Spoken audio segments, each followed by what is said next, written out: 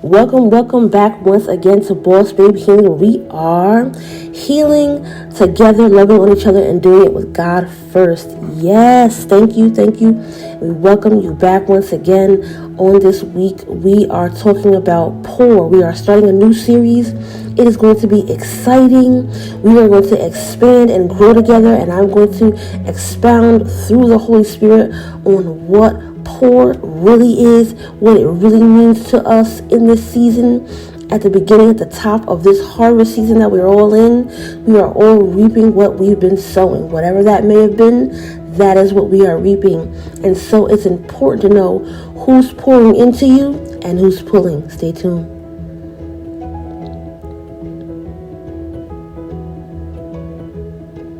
Welcome back. Thank you for coming and joining me. You could have been anywhere else, but you decided to be at the right place at the right time around the right people for the right reasons, and I appreciate you.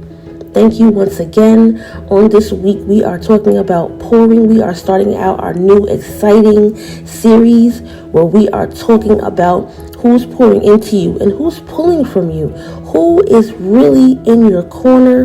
Who really has your back? Who really is praying for you? Who is fasting for you? Who is trying to change the trajectory and make a holy divine dynamic come about in your life? Who wants to see you blessed? Who could care less? And who is actually pouring? Amen. And so on this week, that's what we will discuss. That is what we will delve into. I first want to start out by saying that we are all in a season where we are reaping the harvest of what we've been sowing. That may be hard for some and easy for others because of what you have sown in the past. We are all reaping what we are sowing because of who we allowed to sow in the background. And so I want you to always take heed to not just looking at reaping and sowing as you're getting what it is you sown. You will also receive who else is attached to you, what they are sowing as well. So children, husbands, wives, friends, colleagues, whoever is attached to you, whoever you have a soul tied to, whoever you are believing together for whatever goal you guys have, whatever you're attached to, even through music, even through what you're listening to and what sound it is that you hear with preachers that you're listening to, even online prophets. It's important, it's imperative to know who is actually pouring, who is actually in the background that's sowing as well. So as well as you're sowing, someone else is sowing too. And so we want to know that people will sow together with us. We don't just sow alone. It's who else that we are connected to. And that's important. It's on the heart of God, and the Holy Spirit needs you to know that. You are not the only one sowing into the ground. You are not the only one tilling and turning the soil. Your leadership is doing that. Your mentors are doing that. Your friends are doing that. The people that you eat with, the people that you sleep with, the people that you congregate and enjoy and agree upon different things with are also sowing into your ground at the same time. So seed, weeds, and tear can also be sown into your ground. And when you go to harvest and all that harvest is pulled up and you're pulling up tomatoes and vegetables and corn, and you're pulling up, watermelons, and you're noticing weeds are coming up at the same time. You're noticing that, bad situations are coming alongside of good ones. You're noticing that you're getting opening doors, but some of the doors that you really want are slamming in your face. That's because you're sowing, and so is someone else. And so the main, if you don't hear anything else, the main objective of this season, pour, is to realize that there is grace and then there's a standard.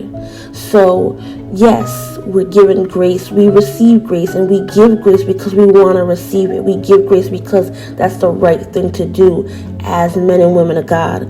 But there are things that God despises. There are things that God does not give grace for. And so he will teach you and try to reach you through different levels. And he will teach you head on and straightforward and talk right to you, however you receive. And let you know that he is teaching you to set a standard here. He is teaching you to set a standard with the grounds while you're tilling, while you're sowing. He is teaching you and wants you to know that here are some tools to set standards. So we set standards physically by boundaries, that people that can't cross these lines, people that cannot, or places or things cannot do this, they cannot do that. That's how we set certain standards physically, where we use our mouth to say what we need to say to people, or we don't respond to certain things, or we don't pay for certain things, or we just have different receptive or ways that we set boundaries to say this is a boundary here. Spiritually is the same thing. There are boundaries spiritually. As Christians, there are boundaries. When we set these boundaries, we're setting standards. God has set a standard for us in his word. He has set a standard for with commandments. Thou shalt not kill, thou shalt not steal. These are standards that you don't go against.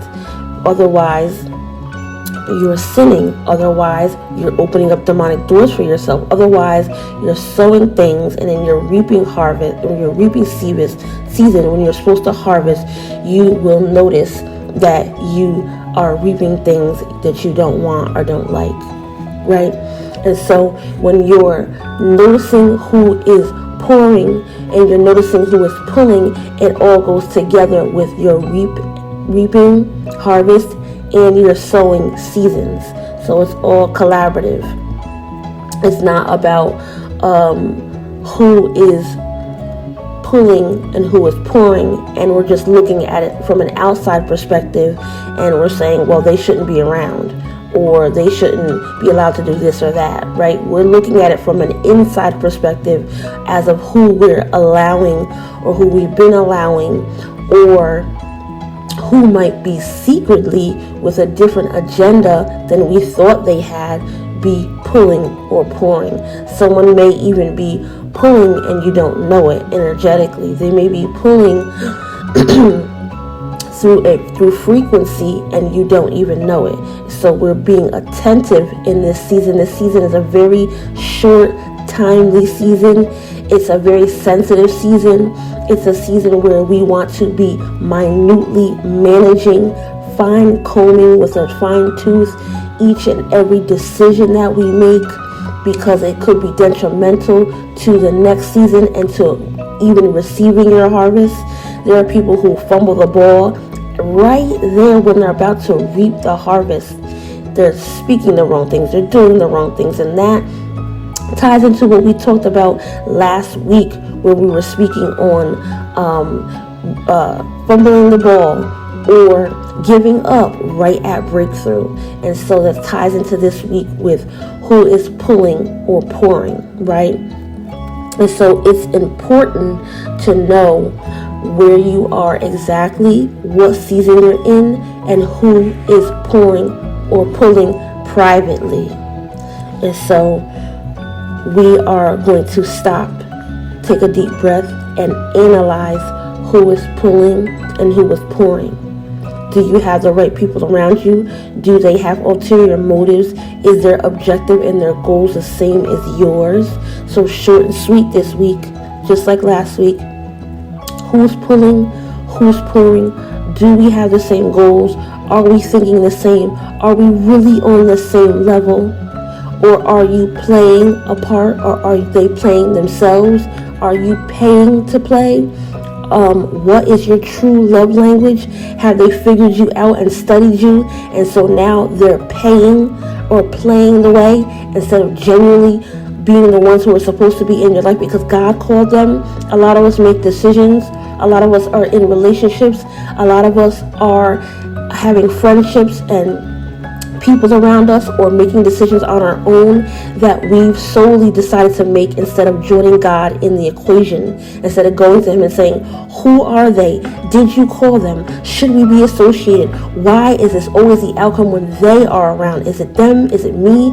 Is it the connection, God? Are you telling me to break this off? Are you telling me that I need to dig deeper or lean in to get stronger with this person? Did you send them? Or are they supposed to get gone?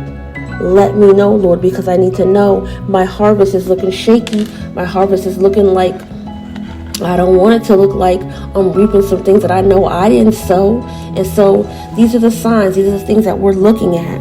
We're looking and we're taking a step back and saying, am I the one who put this in the ground? Am I the one who tilled my ground in this way? Did I not water in this area? Did I not put down the right soil in this area? Was I the one who put these weeds here, or was it someone else who was pulling while I was pouring the right thing? And so we don't want to misconstrue the two. They're both two totally different things, pulling and pouring. Pulling is the negative thing. Pouring is a positive thing. So you could be pouring while someone's pulling. So just as well as you're sowing, as we just spoke up, while you're sowing, someone else is sowing. But there are cases where you're sowing and someone is pulling. So you're putting seed in the ground, and as soon as you move to the next step, they're digging down and they're pulling that seed out of the ground. Who is behind you with ulterior motives that's pulling your good seed out of the ground? So while you're sowing prayer and you're sowing praise and you're sowing tithing and you're sowing all these positive things, they're going behind you and pulling the good seed out by having you join them in sin. They're pulling the good seed out by telling you all these negative things about yourself and getting into your mind and you believe them. They're pulling your good seed out and tampering and contaminating your good soil by sex, by drugs, by abuse, by narcissism. So we want to be careful and be sure that everyone around us and us ourselves are pouring.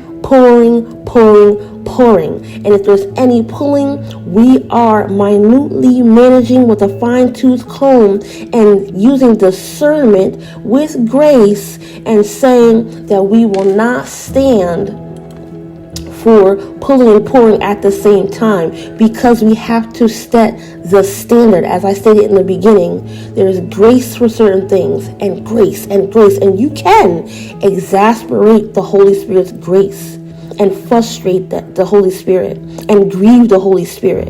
It is Bible and it is factual. So we're making sure that we're only pouring and those around us are only pouring and there is no pulling, because we ourselves are held accountable.